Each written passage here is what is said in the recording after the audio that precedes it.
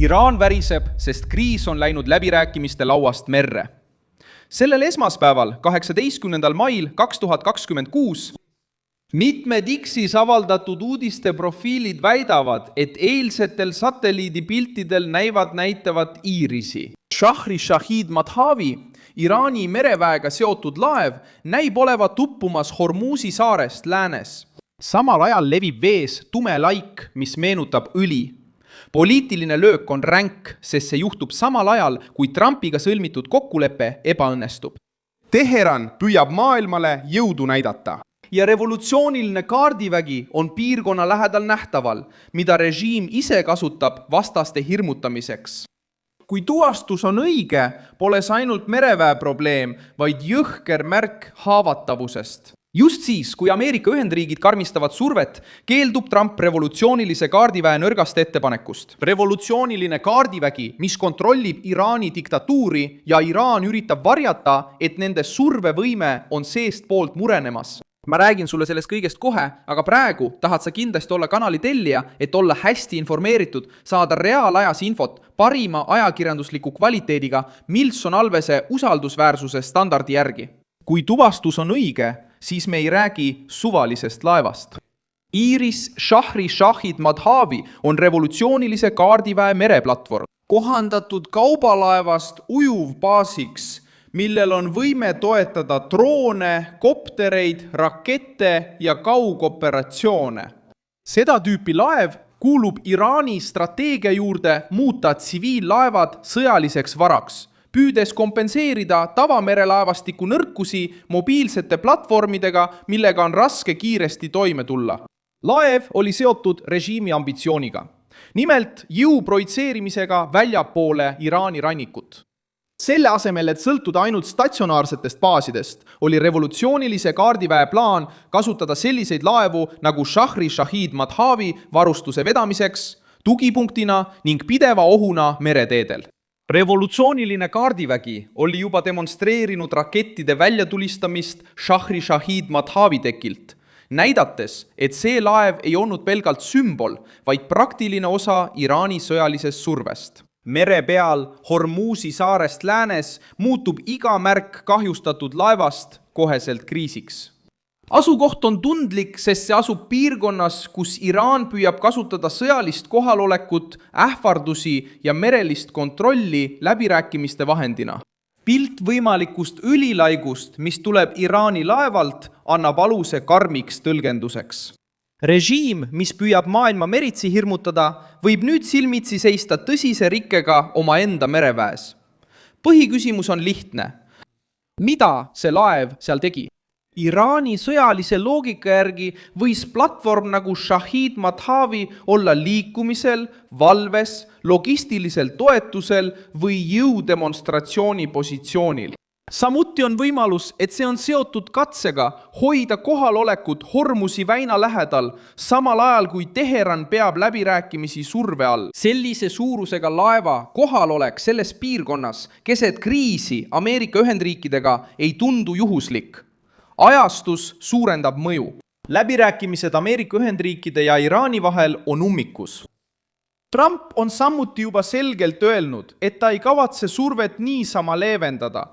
Axios teatas, et Valge Maja pidas Iraani uut ettepanekut ebapiisavaks, kuna see ei toonud kaasa tegeliku edasiminekut uraani rikastamise peatamises ega rikastatud materjali varude üleandmises. Kõrge Ameerika ametnik ütles, et kui Iraan oma seisukohta ei muuda, võivad kõnelused jätkuda pommidega, andes märku, et kannatus on otsas.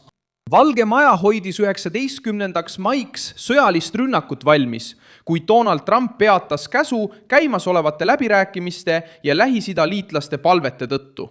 Sellegipoolest käskis ta Ameerika Ühendriikide relvajõududel olla valmis ulatuslikuks rünnakuks juhuks, kui vastuvõetavat kokkulepet ei saavutata. See detail asetab laeva väidetava uppumise hoopis teisele tasemele. Iraan ei näe ohus ainult ühte laeva, vaid tajub samaaegselt sõjalist, diplomaatilist ja psühholoogilist survet. Lepingu ebaõnnestumine kaalub raskelt, sest režiim soovis muuta aeg enda eeliseks. Teheran püüdis kriisi edasi lükata, säilitada oma tuumaprogrammi, säilitada merel oma eeliseid ja otsida mingitki majanduslikku leevendust. Aga Donald Trump valib vastupidise tee. Hoida blokaadi, hoida sõjalist ähvardust. Axios oli juba teatanud, et Donald Trump lükkas tagasi Iraani ettepaneku esmalt blokaadi leevendada ja jätta tuumaküsimus hilisemaks. Washingtoni jaoks oleks see samm lihtsalt Teherani katse hingamisruumi saada, ilma et nad midagi olulist loovutaksid. Shari Shahid Madhavi võimalik kaotus mõjutab revolutsioonilise kaardiväe jõukuvandit.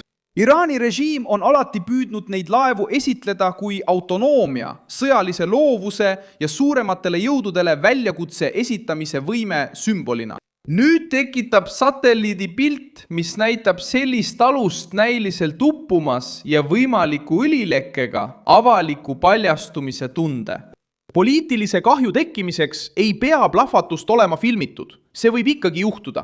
Piisab sellest, kui maailm näeb, et Iraani merevõimu sümboolne osa võib kõigi silme all läbi kukkuda. Laev võis saada käitamisest tekkinud kahju, saboteeritud, olla sõjalise kriisi kaudse mõju all või kannatada kiirustades surve all oleval alal liikumise tõttu.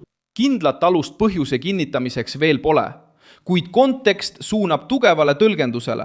Kui režiim on blokaadi all, läbirääkimised on peatatud, sõjalisi struktuure jälgitakse ja Ameerika ähvardus on õhus, muutub iga õnnetus kahtlaseks. Revolutsioonilisel kaardiväel on põhjust juhtumit varjata.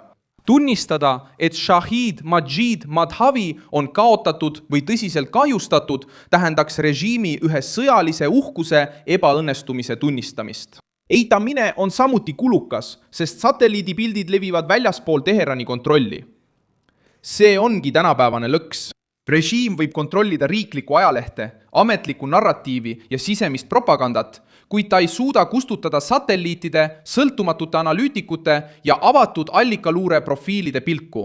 Järgmine samm peaks olema uute piltide otsimine, võrdlus laeva varasemate andmetega, täpse asukoha analüüs, merelaigu kontrollimine ja katse kinnitada, kas oli päästet, puksiire, tõkestusoperatsiooni või Iraani sõjaline liikumine ümbruskonnas. Kui uued pildid näitavad, et Shahid Madhavi on rohkem vee all, seisab paigal või on ümbritsetud mereväe toega, muutub juhtum tugevast kuulujutust kinnitatud kriisiks. Nüüd langeb surve Teheranile, sest ka vaikus annab sõnumi edasi. Sellise suurusega laev ei kao maastikust ilma küsimusi tekitamata. Õlilaik kriitilise marsruudi lähedal ei teki tagajärgedeta ja läbikukkunud läbirääkimised Trumpiga ei jää sõjalisest reaalsusest eraldatuks. Režiim võib väriseda just seetõttu, et tema jõud merel on muutunud nähtavaks haavatavuse tõendiks. Mina olen Milson Alves, rahvusvaheliste suhete asjatundja ja minu eesmärk on hoida sind iga päev tõega kursis. Uudiste lingid on videokirjelduses. Pane sellele videole like, telli kanal ja vaata lõpus kommentaare, et olla veelgi paremini seotud Milson Alvesi kogukonnaga.